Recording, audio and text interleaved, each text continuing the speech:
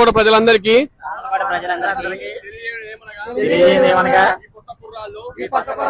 మంచి సినిమా తీసుకొచ్చారు కాబట్టి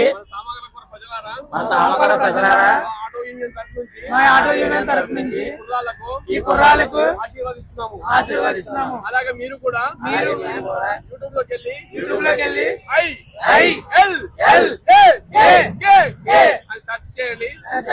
మన మూవీ ట్రైలర్ వస్తుంది, చూడండి. వీళ్ళకి బ్లెస్సింగ్స్ ఇవ్వండి.